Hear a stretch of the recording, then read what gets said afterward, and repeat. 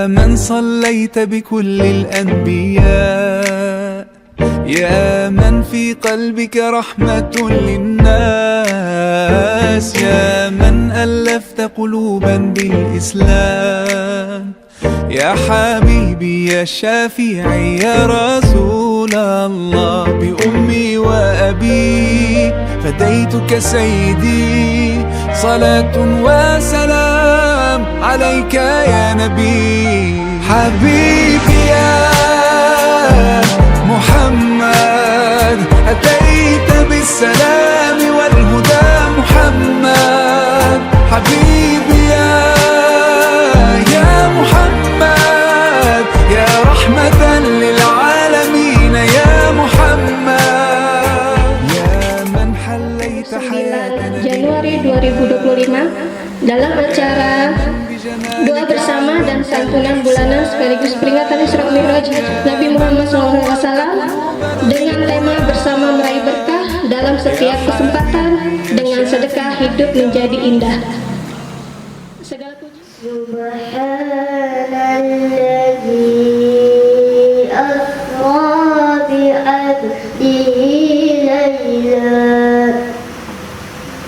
laylan minal masjidil haram ilal masjidil aqsa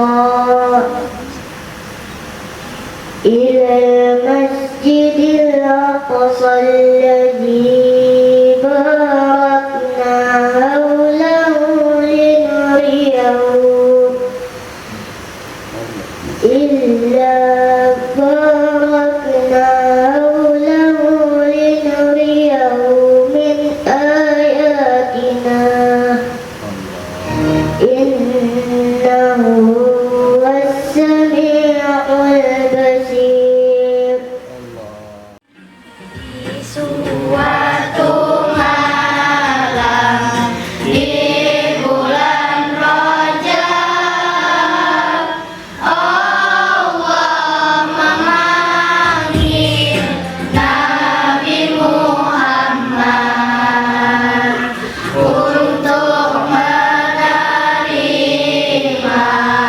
wahyu salat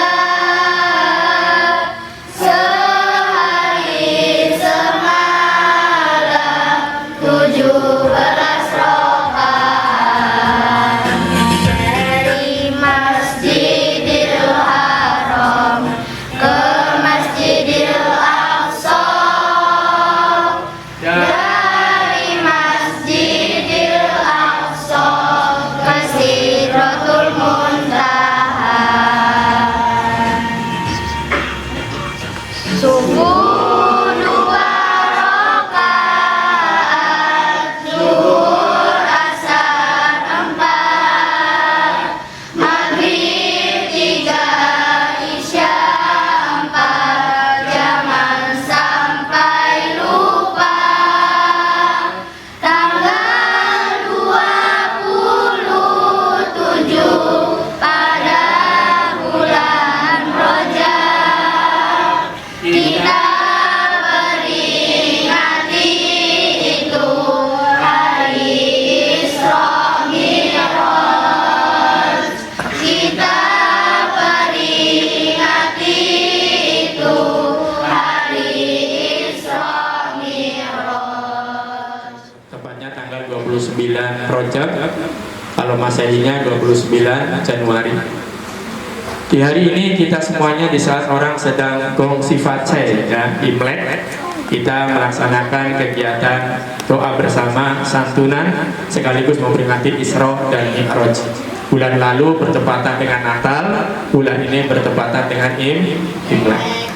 Mudah-mudahan kita semuanya saat ini dan seterusnya senantiasa sehat, istiqomah dan berkah selalu. Amin ya robbal alamin. Bapak Ibu yang kami hormati, anak-anakku sekalian yang kami sayangi, di sini saya ingin menyampaikan kepada kita semuanya bahwa hari ini, saat ini dan detik ini kita semuanya diberikan kesempatan oleh Allah untuk berbuat kebaikan.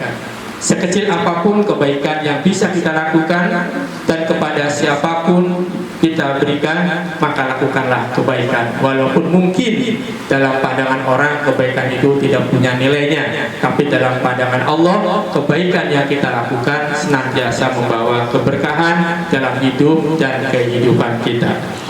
Tema hari ini adalah bersama meraih keberkahan di setiap kesempatan dengan sedekah hidup menjadi indah.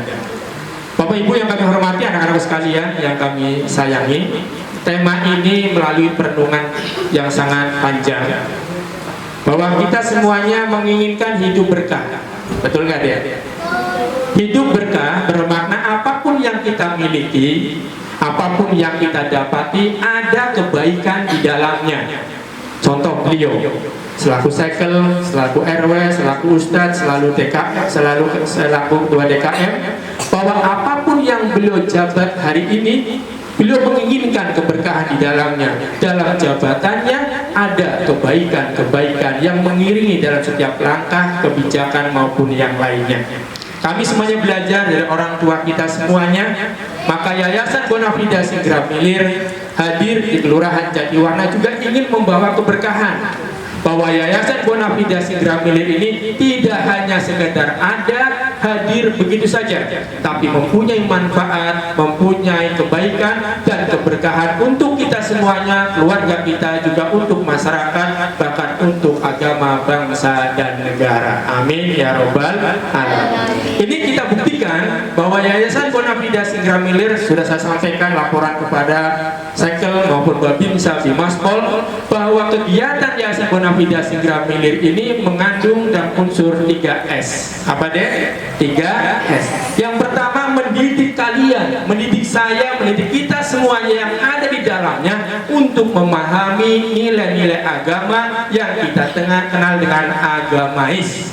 Maka kita dari awal di sini ada belajar Iqra, belajar Quran, tajwid, fikih maupun yang lainnya sebagai cara atau sebagai modal kami untuk mengenalkan diri kita semuanya tentang nilai-nilai keagamaan.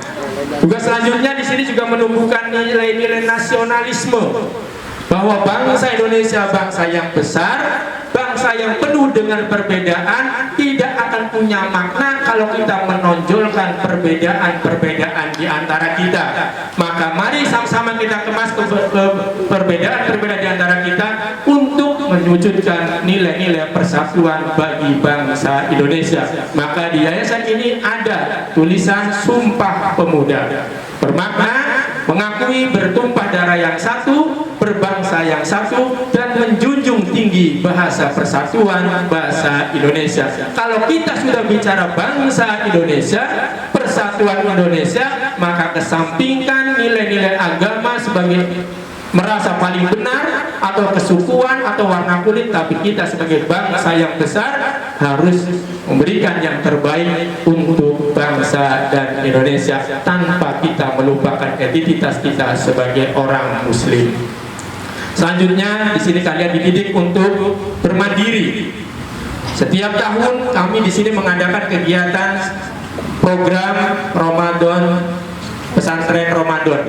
Kalian di sini dididik untuk mandiri.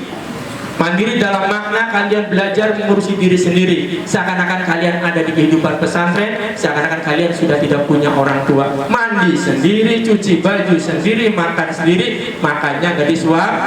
Ada yang disuapin? Ya ada kan? Selama 1 pekan atau 9 hari. Insya Allah tahun ini pun izin Pak Sekel, Pak RW, Pak Ustadz, mohon bimbingannya, mohon arahannya. Insya Allah di bulan Ramadan ini pun kami mengadakan kegiatan pesantren Ramadan kurang lebih selama 7 atau 8 hari. Ini adalah salah satu cara kami bagaimana memperkenalkan anak-anak kita semuanya agar tumbuh menjadi pribadi-pribadi yang soleh dan soleha. Selanjutnya memasuki bulan Syaban dan sebentar lagi akan masuk bulan suci Ramadan. Kami selaku pengurus Yayasan Bonafida Sigra Milir atas nama pribadi, keluarga dan mewakili pengurus dan relawan, pada kesempatan hari mohon maaf yang sebesar-besarnya kepada adik-adik semuanya, kepada orang tua wali santri, kepada pemangku wilayah, seandainya dalam memberikan pelayanan kami banyak dan jauh daripada kekurangan, tapi inilah yang mampu kami berikan. Semoga kecil yang kami berikan membawa manfaat yang besar bagi kita semuanya. Sekali lagi kami juga mengucapkan terima kasih atas kebersamaan para pemangku wilayah dari 3 unsur pemerintahan, Bimaspol, Babinsa, ditambah dengan tokoh agama, tokoh masyarakat, Yayasan Bonafide Singramilir dengan dukungan, arahan dan doa-doa beliau. Alhamdulillah, mudah-mudahan Yayasan Bonafide Singramilir kedepannya lebih baik lagi. Sekali lagi kami aturkan terima kasih yang sebesar-besarnya kepada seluruhnya yang telah mendukung, membersamai kita semuanya, dan mohon maaf atas segala kekurangan. Terima kasih atas segala perhatian. Assalamualaikum warahmatullahi wabarakatuh. Yang kedua, saya juga aturkan terima kasih atas undangannya dan selalu diundang. Mudah-mudahan ini saya diberikan kesehatan, panjang umur, sehingga kami bisa bertatap muka, bersilaturahim dengan para dewan guru, dengan para ustazah, dengan para ustadz, dengan ketua DKM, dengan Pak RW dan lain-lainnya, lebih khusus dengan anak-anak yang hadir kita di sini, baik putra maupun putri. Alhamdulillah, saya pada kesempatan ini seperti tadi Pak Ustadz saya sampaikan, pada bulan lalu itu berkaitan dengan Natal Pak ya. Saya juga hadir di sini, alhamdulillah. Kemudian sekarang berkenaan juga dengan menyambut hari Imlek Pak ya. Kami juga alhamdulillah hadir di sini, itu semua insya Allah mendapatkan atau mencari keberkahan. Begitu juga kami sampaikan kepada Bapak Ibu semua, kepada adik-adik semua, barangkali kepada orang tuanya, Bapak dan Ibunya di rumah, atas nama pemerintah Kelurahan Jatiwarna, jika dalam pelayanannya Kelurahan Jatiwarna memberikan pelayanan kepada masyarakat kurang memuaskan, kami mohon maaf, dan kami selalu memberikan peluang untuk menyampaikan kritik, saran, baik itu secara langsung maupun secara tertulis. Kami sangat menghargai atas kritik dan sarannya itu. Sayyidina Muhammad sholatan turaqibu wa tunasiku wa tuhammisu bihadi haqiyya wa ilahi dinil Islam wa tuhammisu bihadi haqiyya wa ilahi dinil Islam wa izhari sya'airi al-tariqati jamriyati nadatil ulama wa izhari sya'airi al-tariqati jamriyati nadatil ulama. Pada saat sekarang dan beberapa minggu yang lalu itu mungkin kita pernah dengar bahwa di rumah sakit daerah itu penuh dengan penyakit DBD. Mungkin di kelurahan RW 06 juga ada yang kena juga. Kalau tidak salah ada di RW 8. Cuman sumbernya setelah dicek oleh puskesmas, dia tidak bersumber dari wilayah kita, mungkin dari luar. Tetapi tetap kita harus mewaspadai. Oleh karena itu saya selaku pengurus RW 06 mengimbau kepada khususnya mungkin pengurus Yayasan Bonafide, karena ini saya lihat luasnya sangat besar ya area ini. Mungkin suatu hari atau suatu saat nanti kita bisa bekerja bakti untuk membersihkan area-area kita, terutama genangan-genangan air, mungkin ban bekas, pot kembang yang suka nanam kembang di pot itu, yang sumber airnya tolong secara periodik diganti airnya, itu sumber nyamuk. Bosannya menghimbau warga kita, terutama ada kita ini masalah harga timas. Belakangan ini memang hujan, banjir, pasti terjadi penumpukan sampah. Tadi Pak Wali sudah jelaskan, tolong dijaga kebersihannya, kebersihan lingkungannya. Ya, jangan sembarangan buang sampah, bersihkan selokan untuk antisipasi terjadinya banjir. Terus kedua, masalah Kamtibmas, masalah pemeliharahan keamanan ketertiban di masyarakat. Seminggu ini ada 2 kejadian di kita. Tapi yang saya perlu serta mungkin salah satunya adalah tindakan pencurian yang dilakukan oleh kelas 1 SMA umur 15 tahun. Warga Bulak Tinggi, korbannya warga Bulak Tinggi juga, tetangganya juga, dan si pelaku sudah berulang kali melakukan tindakan pencurian. Nah, edukasi buat kita juga, kalau dia di bawah usia, di bawah 17 tahun, dia melakukan tindakan, jangan kita sebut dia pelaku ya, akan tetapi anak yang berkonflik dengan hukum, itu sudah keputusan bersama. Jadi misalnya ada anak di bawah usia 17 tahun, kita jangan sekali-sekali menyebut dia sebagai pelaku, tidak boleh, karena masih di bawah umur. Anak yang berkonflik dengan hukum, seperti itu ya, harus setuju kita ya. Nah, setelah saya datangin rumahnya, datang orang tuanya, ternyata yaitu tadi kurang perhatian dari orang tua. Bermain, belajar, dan beribadah di setiap harinya. Namun, ada yang berbeda antara aku dan teman-temanku. Ketika malam telah tiba, aku selalu teringat ketika aku menangis dalam ketakutan. Engkaulah yang menenangkanku dalam pangkuanmu. Ketika aku jatuh sakit, Engkaulah yang selalu berada di sampingku untuk mengobati rasa sakit. Ketika aku salah dalam berucap dan bersikap, Engkaulah yang pertama menegurku. Ketika aku lupa akan ibadahku, Engkaulah yang mengingatkanku.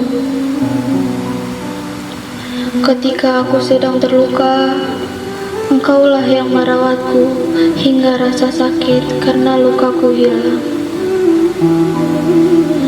Terima kasih Ayah, terima kasih Ibu. Engkaulah segalanya bagiku. Tanpamu, kini aku bukanlah apa-apa.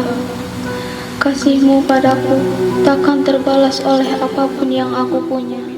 Juga saya melihat bahwa di BSM ini Ustaz, selain santunan ada pembelajaran ya. Ada kegiatan belajar mengajar. Kapan Ustaz? Setiap hari siang sore malam, Masya Allah. Setiap hari siang sore malam ada kegiatan belajar mengajar. Guru-gurunya yang mana Ustaz? Ini guru-gurunya, Masya Allah. Setiap hari mengajarkan anak-anak yatim, piatu, du'afa. Sehari 3 kali mengajar. Ustadz, ustadzah, saya tahu ngajar anak-anak zaman sekarang itu luar biasa. Jadi nggak usah lihat ada yang anaknya datangnya sedikit atau banyak, mau kadang datang, mau kadang enggak, mau bisa dibilangin, mau nggak bisa dibilangin, pokoknya tetap istiqomah ngajar aja. Maka mengajar ini kegiatan yang sangat mulia. Kita kalau mau lihat profesinya Rasulullah Shallallahu Alaihi Wasallam, beliau itu kalau kita lihat dari kecilnya beliau mengembala kambing. Kemudian beliau menjadi karyawannya Sayyidah Khadijah. Jadi Rasulullah itu pernah jadi karyawan juga. Karyawannya Sayyidah Khadijah. Rasulullah berdagang juga, bisnis juga, jual beli juga, itu Rasulullah. Namun ketika beliau usia 40 tahun diangkat menjadi Rasul oleh Allah Ta'ala, maka tidak lain dan tidak bukan beliau aktivitasnya sehari-hari adalah berdakwah dan mengajar.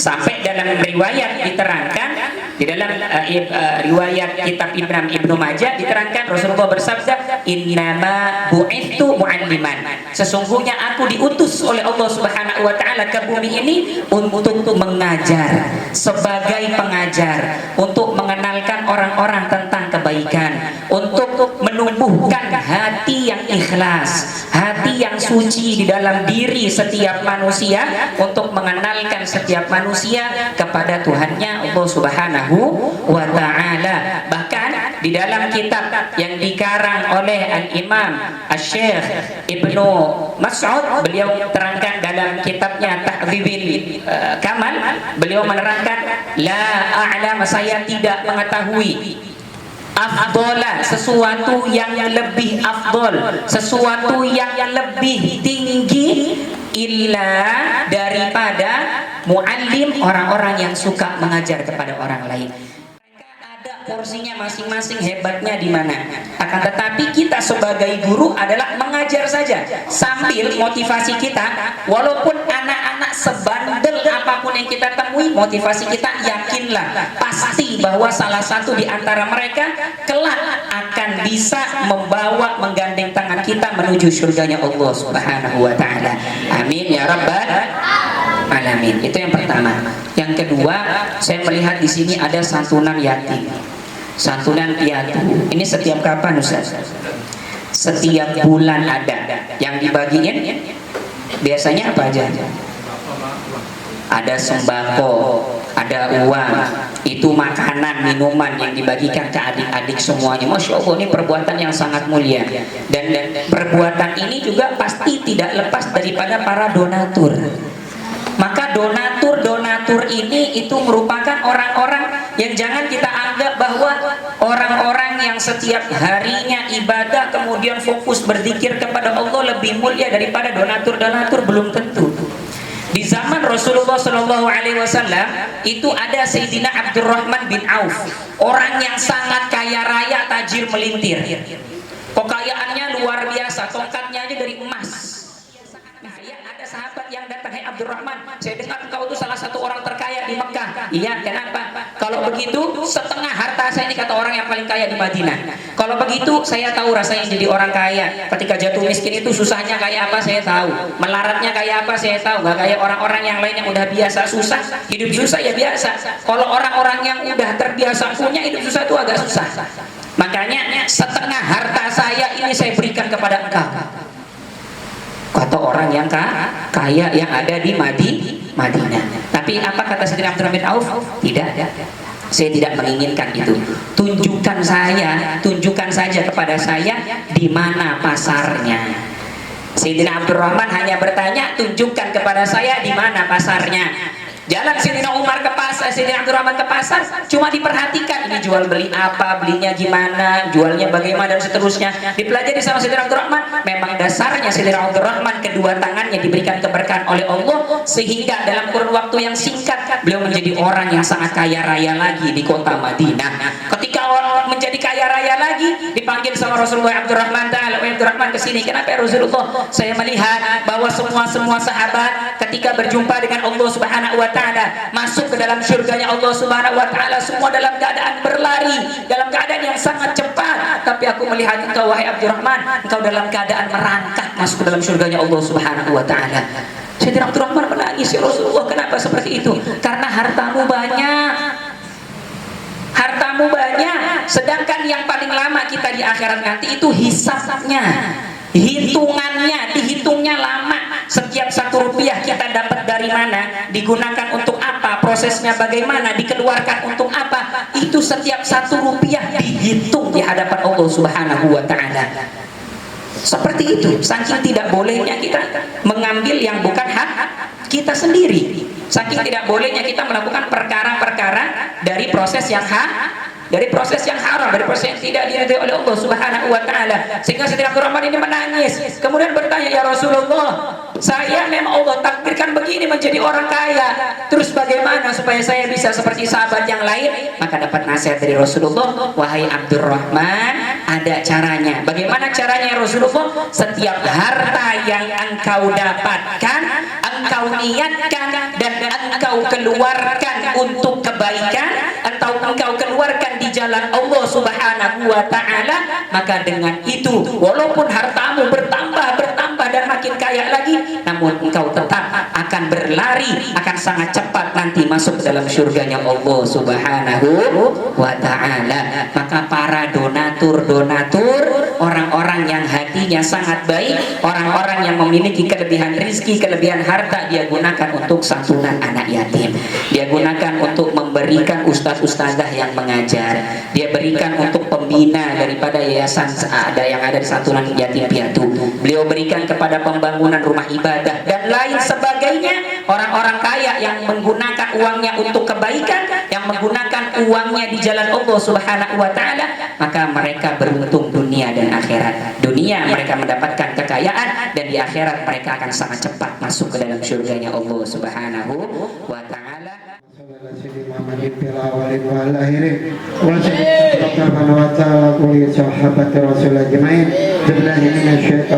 Bismillahirrahmanirrahim.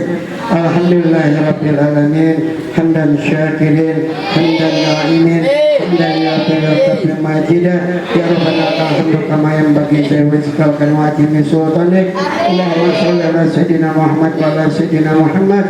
Allahumma bil muslimin wal muslimat wal mu'minin wal mu'minat alladhina wa amatna qasamin qaribun mujibud da'wat ya qadir hajatina kala kulli syai'in qadir. Allahumma inna nas'aluka imanan da'iman wa nas'aluka qalban khashi'an wa nas'aluka ilman nafi'a wa nas'aluka yaqinan shadiqan wa nas'aluka amalan sholihan wa nas'aluka khairan katsira wa nas'aluka al-afwa wal afiyah wa nas'aluka tamamal afiyah wa nas'aluka syukra 'alal afiyah wa nas'aluka ghina 'anil nas. Allahumma rabbana taqabbal minna sholatana wa qiyamana wa siyamana wa ruku'ana wa sujudana. فديتك سيدي Bismillahirrahmanirrahim. Kami dari Yayasan Donasi Yasin Aminir mengucapkan terima kasih kepada para donatur dan keluarga besarnya dimanapun berada. Semoga sehat, berkah dan sukses selalu. Amin ya rabbal alamin. Donasi Yasin Aminir. Alhamdulillahirabbil alamin.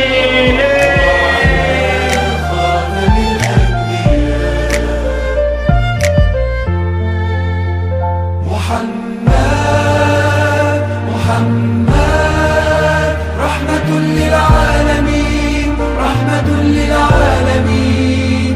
محمد رحمة للعالمين، رحمة للعالمين. محمد رحمة للعالمين، رحمة للعالمين.